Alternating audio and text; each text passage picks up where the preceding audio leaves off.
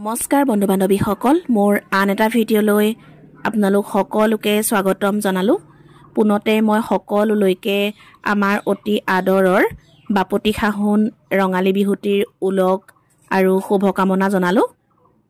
আজি গৰু বিহু, অসমীয়াৰ বাপতি সাহোন। আজি গৰু বিহু। আপোনালোক সকলোৱে চাগে গৰু গা ধুৱালে আৰু আমিও গৰু গা ধুৱালোঁ। আমাৰ অসমীয়া পৰম্পৰা অনুসৰি চ'ত মাহৰ 31 তাৰিখে গৰু বিহু পালন কৰা হয়। আজি চ'তৰ শেষৰ দিন আৰু এয়া দেউতাই এইখিনি যা যোগাৰ কৰিলে আৰু মই নোৱালোঁ আৰু আমি সকলোৱে একেলগে গৰু গা ধুৱালোঁ। আচলতে গৰু গা ধুওৱা বুলি ক'লে আমি শৈশৱলৈ উভতি যাওঁ। শৈশৱত আমি নৈৰ পাৰত একেলগে সকলোৱে, আমাৰ চুবুৰীৰ সকলোৱে গৰু গা ধুৱাবলৈ গৈছিলোঁ। খুব ভাল লগা এক পৰিৱেশ আছিল। এতিয়াও মনত পৰে, আমি যেতিয়া LP স্কুল বা হাইস্কুলত পঢ়ি আছিলোঁ তেতিয়া আমি সকলোৱে একেলগে নৈলৈ গৈছিলোঁ। কিন্তু আজিকালি সকলোৱে এনেকৈ ঘৰতে পুখুৰী বা ঘৰৰ পানীৰে গা ধুৱায় আৰু আমিও সেইকাৰণে আজিকালি ঘৰতে গৰু গা ধুৱাওঁ। পৰম্পৰাখিনি যিহেতু পালন কৰিবই লাগিব। আৰু এয়া আমিও আমাৰ গৰু দুজনীক গা ধুৱালোঁ ৰাতিপুৱাই। আমাৰ গৰু দুজনী আছে, পোৱালি দুটা আছে। এয়া আপোনালোকক পৰিৱেশটো দেখুৱাইছোঁ।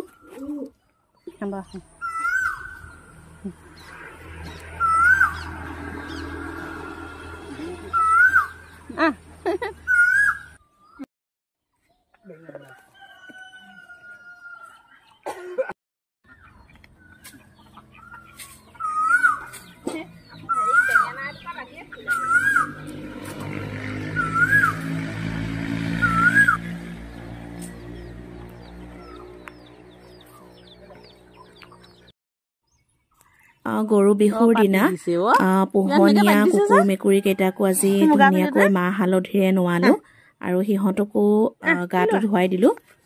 যিহেতু সিহঁতো আমাৰ খুব মৰমৰ। এইটো আমাৰ টমি, ইয়াক আজি গাটো ধুনীয়াকৈ ধুৱাই দিছোঁ।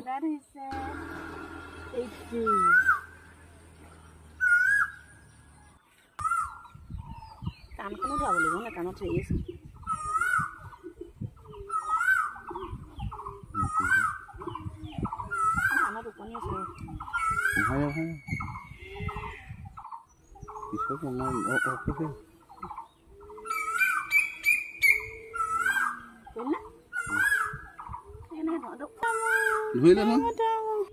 হেণ্ডশেক দিয়া, হেণ্ডশেক দিয়া, হেণ্ডশেক, হেণ্ডশেক, হেণ্ডশেক দিয়া।